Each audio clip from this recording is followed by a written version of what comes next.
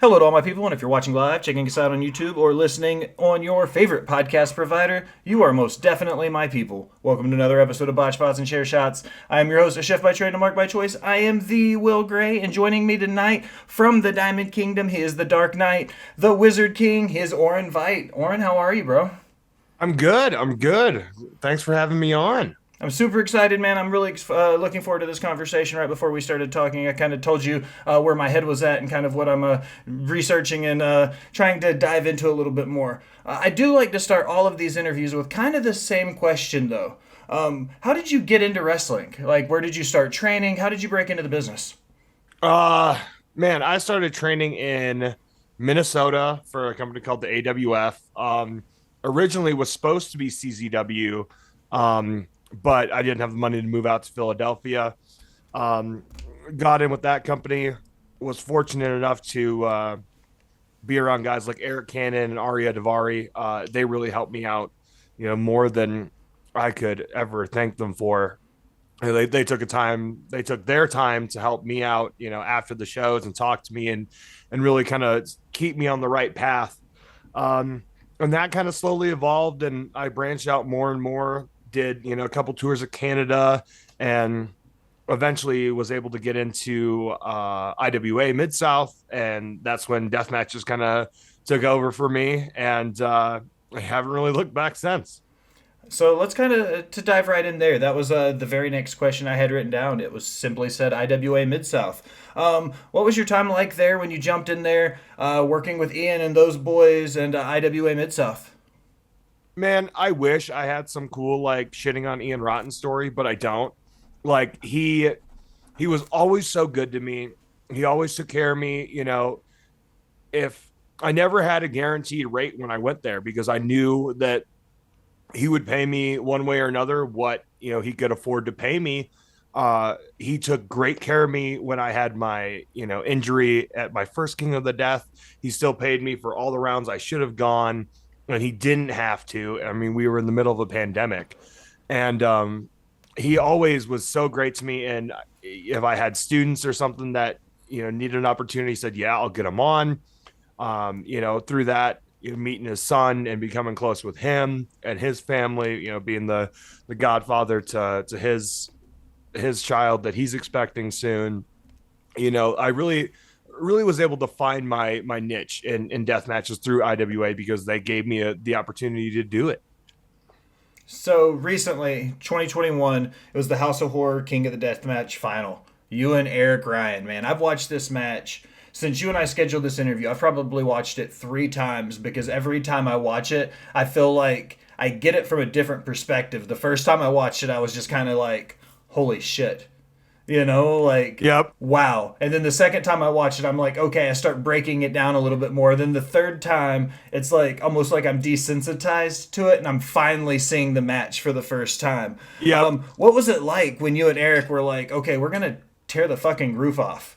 Like that's the best way to put it. And I'm not trying to be vulgar about it, but like what you guys did, and to paint a mental image for the people who aren't familiar with it, there's no ring ropes. You've got light tubes hanging from the ceiling, Yep. weapons and tables everywhere. Like it was the quintessential idea of what King of the Death match looks like. So kind of go into that with you and Eric that night. Man, and Eric is a guy I'm super familiar with. I'd wrestled Eric so many times. And he was a guy that from the first time we locked up, we just kind of got each other. We knew how each other moved. We knew what each other was going to do.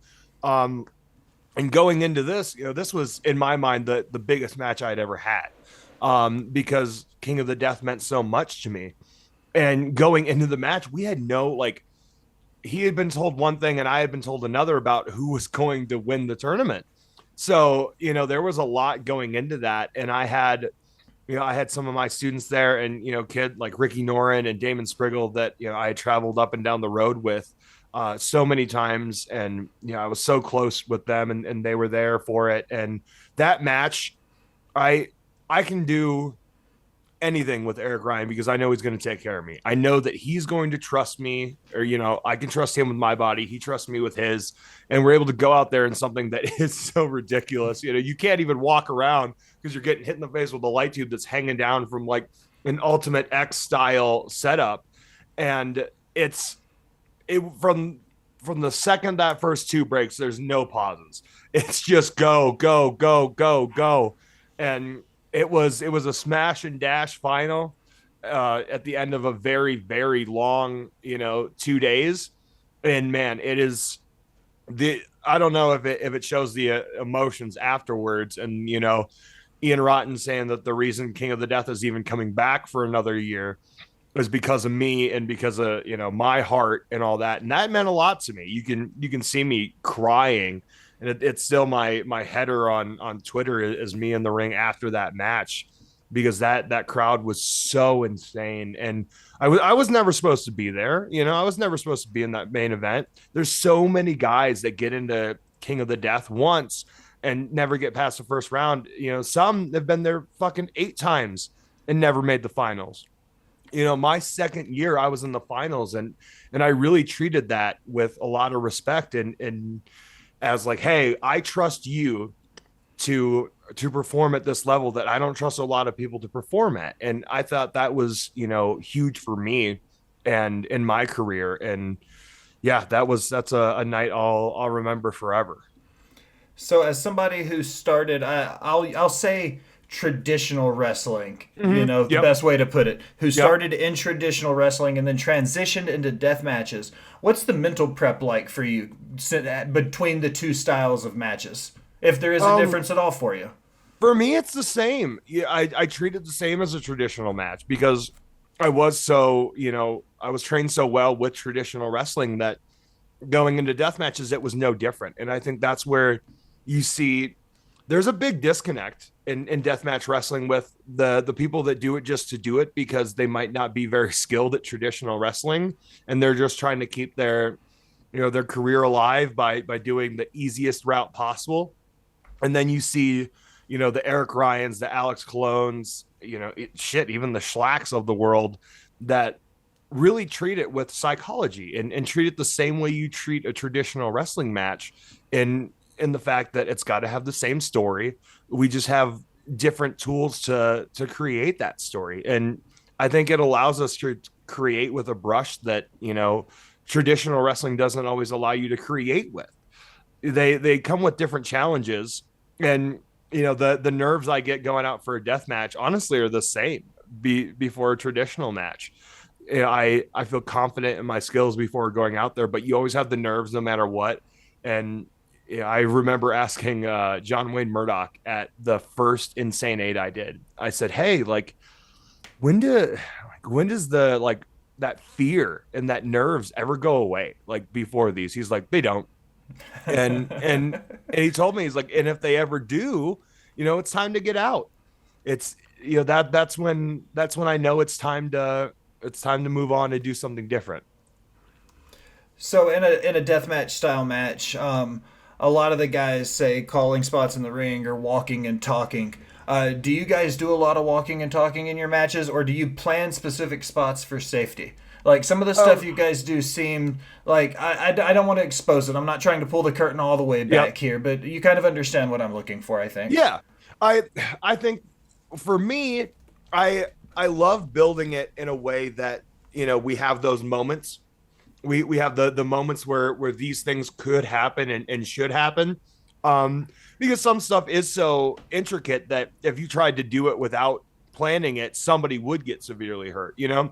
Every time there's an upside down chair, it's because I've asked somebody, "Hey, are you comfortable taking this?" I'm not just going to be like, "Hey, I might throw you on an upside down chair," or like while I'm out there, just pick them up and be like, "Hey, take this bump." That would be fucking awful. Because I'm big on, I don't expect you to trust me. I'm going to ask you to trust me. And thankfully, everybody does, and for good reason. But I love to walk and talk. I love to go out there and say, "Hey, this is what we're working with. We have a rough structure of what we might want to do, but hey, let's see what the crowd's into, because what we think the crowd might be into, they might want no part of. We might plan it to go out there and use 10 gusset plates, and the first one hits and they're like, yeah, we're not into this." But if we kept going with that, man, what a shit show that would be. How fucking awful. But the what was it, the quarterfinals, that triple threat between Otis Kogar, John Wayne Murdoch, and I at that King of the Death, that was all walk and talk. We knew how Otis was getting eliminated, and that was it. The rest was, we went through, did our stuff, made it all happen, and then once it got to John and I, we were like, nope, we're gonna go with what this crowd wants. We're gonna feel it out, and I know what you do, you know what I do, so let's make some magic. And man, that match alone, I still get goosebumps watching it. So when you talk about the crowds, you just mentioned Murdoch and feeding off the crowds. One of my favorite parts about pro wrestling anywhere in the country is the differences in territories, because you come to the South. I'm from Tennessee, so I grew up in the Memphis with your Lawlers and your Jarretts. Yep. So going from territory to territory is very different with your crowds. Now, looking at it from the hardcore deathmatch style, when you look at your CZWs and your XPWs and your IWA-MidSouths, like, do you see a big difference from crowds based on which promotion or territory you're in the deathmatch? Oh, dude, 1000%. And if you're in LA, you can get so much more out of so much less in Los Angeles, because they don't have it all the time. They're starting to get a little bit more with Circle Six and stuff, but they don't really have it all the time. You go to New Jersey and they're so fucking desensitized to death matches every fucking weekend. And that's fine. It makes us work a little different. It makes us, we have to find out what works for that area. You go to Florida and they're going to want something completely different. Texas wanted something different. Fargo is as easy gets because they're just pumped to see death matches. And then Japan is 100% different. Mexico is 100% different. And for me, that's the joy of it, is knowing that, like, I don't have to have the same match everywhere. You go to, when IWA-MidSouth still existed, you would go there and man, they had seen it all. Most of those fans had been there from day one, dude. And they knew, like, you had to impress them. And that was the fun part of that, is like, they weren't going to clap for you just out of pity.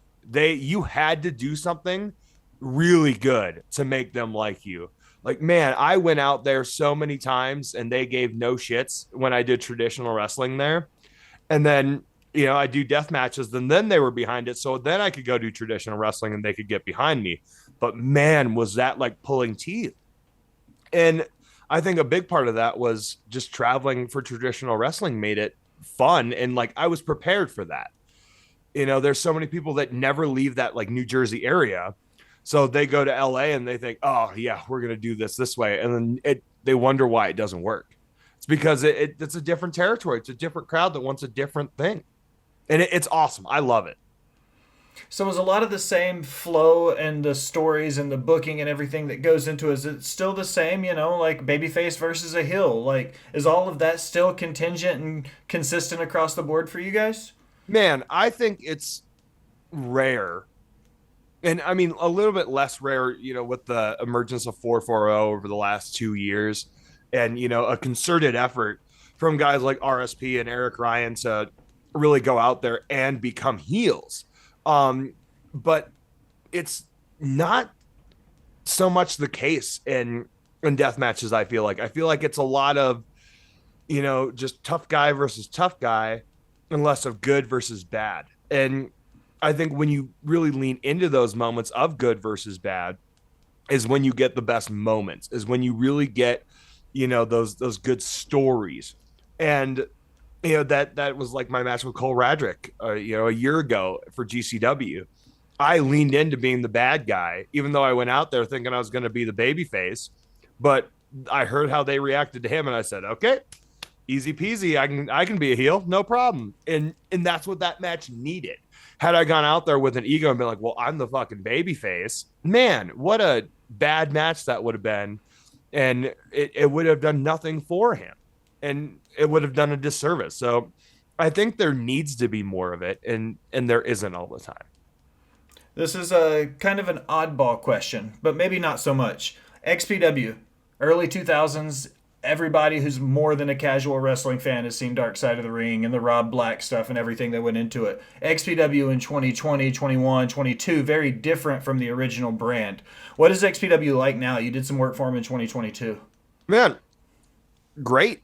Like, in terms of the business side of things, they were super professional with me. They took care of everything that they said they were going to take care of.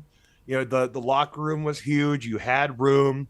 Everything was very well put together. That derby room looks amazing. Um, Shows go really long, but that's just kind of the case anymore. Um, I think they actively took on something that people don't take on in acknowledging cancel culture and acknowledging the things that people don't really talk about, and is like, oh, if you talk about them, you're out, you're a bad guy. And I think they've taken a risk in leaning into it, and I think the crowds that they're drawing show that it doesn't matter. You can be that brand. I think there needs to be that brand one way or another. And somebody had to do it, and who better to be that brand than XPW?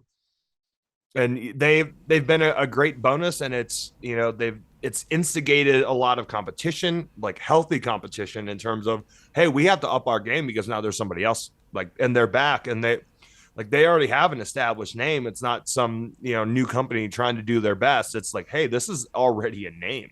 So this already has those fans from 20 years ago. They're like, hell yeah. Like in LA, there was so many people that were like, this is my first show since XPW closed way back when. I was like, no way. So I think that's pretty cool. Looking at hardcore wrestling and deathmatch wrestling, ECW was always kind of the forefront of it in the late 90s, early 2000s. ECW Arena, the 2300 Arena, it's always been kind of heralded as the mecca of hardcore wrestling. Do you still think now in 2023 it's still kind of the Madison Square Garden of deathmatch wrestling, hardcore wrestling? Or do I you think think it somewhere like a Hammerstein Ballroom or somewhere now? Like, what's your I opinions on that?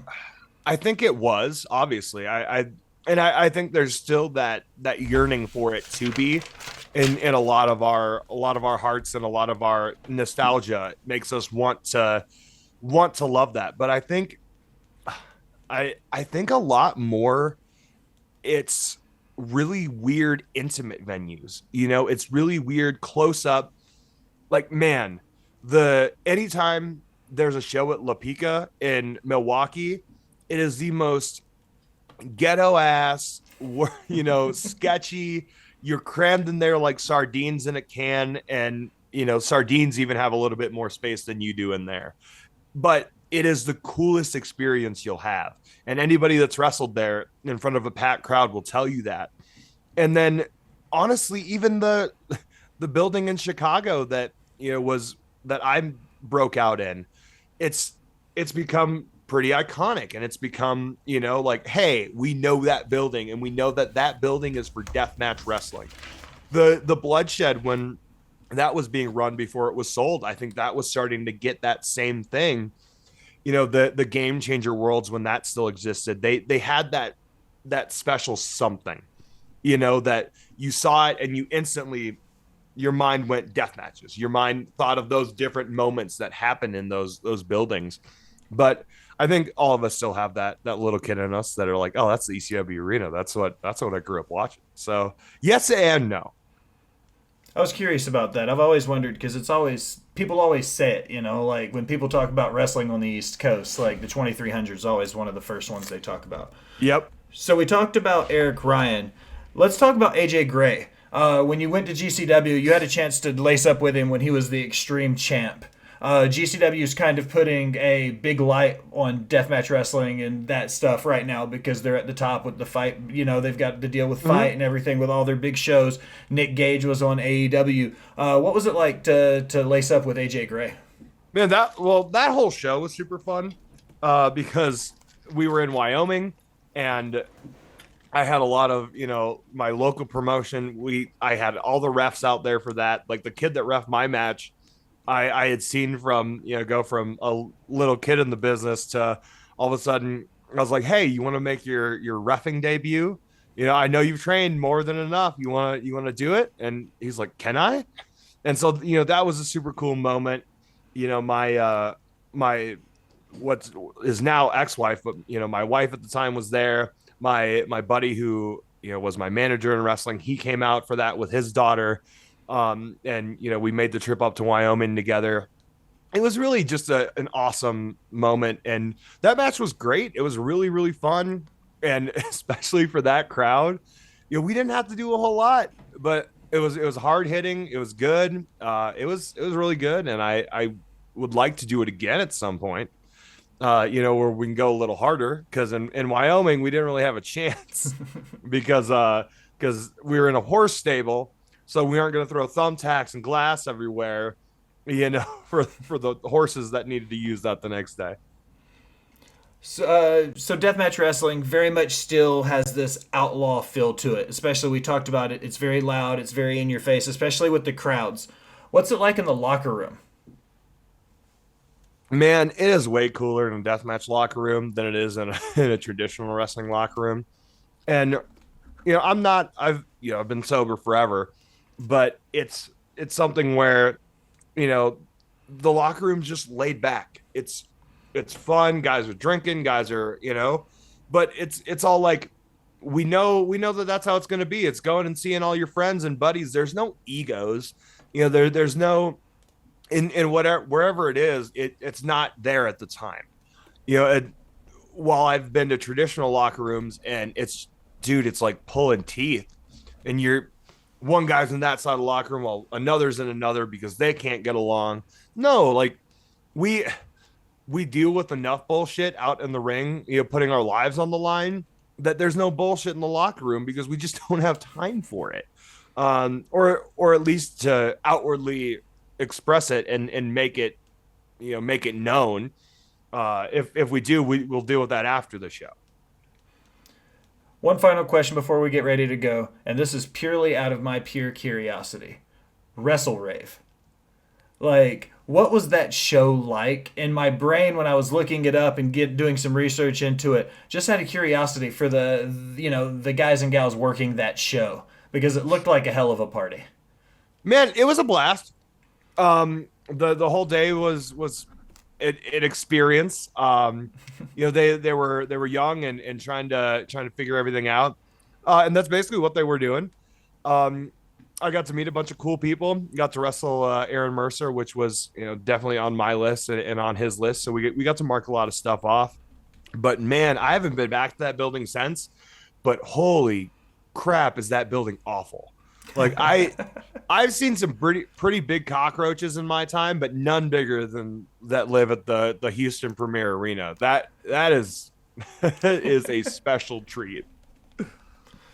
All right, Orin, I close all of my interviews with 5 random questions, some having to do with wrestling, some far from it. I've got your 5 queued up. You ready? Yeah, let's do it. What's your favorite movie? Favorite movie? Yeah. We're gonna say The Wind Rises. It's a Studio Ghibli movie. It makes me cry every time. But like it's my favorite non-animated movie is Fight Club. And just because like I saw it as a kid and it completely changed my life and how I looked at things, not because of the fighting. But animated, it's going to be The Wind Rises. That's going to be number 1 overall. And then it would be Whisper of the Heart, which is also a Studio Ghibli movie. And then From Up on Poppy Hill, also a Studio Ghibli movie. All make me cry. All fantastic. Watch them. They're on HBO Max. Studio Ghibli's got a special place in my heart. My oldest daughter's 13, and she was a big My Neighbor Totoro fan, man. Yep. I watched that movie countless times. Love that movie. When I found out you were a streamer, I was curious about this. What's your favorite video game? All time. It doesn't have to be a specific system. Okay. It could be anything. All time. Ooh. I'm gonna give like honorable mention to like Jack and Daxter and Ratchet and Clank and all of those. But I would have to say, because I'm not gonna consider Yu-Gi-Oh! A video game, I'm gonna consider that a trading card game. Let's say Crash Bandicoot and all things Crash Bandicoot related. I grew up on PlayStation. Always did PlayStation. So like the first game I ever had was Crash 1, and then it went into Spyro, and so that all the PlayStation icons, that's my thing. I love a good platforming game. Oh yeah. 100%. Who's your favorite superhero? Ooh, favorite superhero. Yeah. Okay. Man. So obviously I have, Green Lantern tattooed on my side. Um, I would say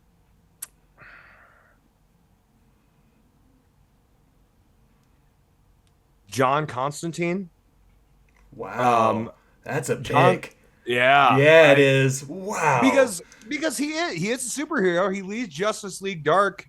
I don't think he does anymore, but he used to. Comic books, And graphic novels, same universe. It makes sense. yeah, Yeah. yeah, he is the like to me he's the quintessential like he will always do the right thing even though he's like a terrible human most of the time.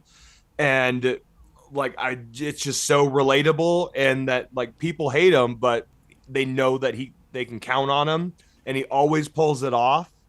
He's one of those guys that I think gets overlooked a lot. Chaotic good.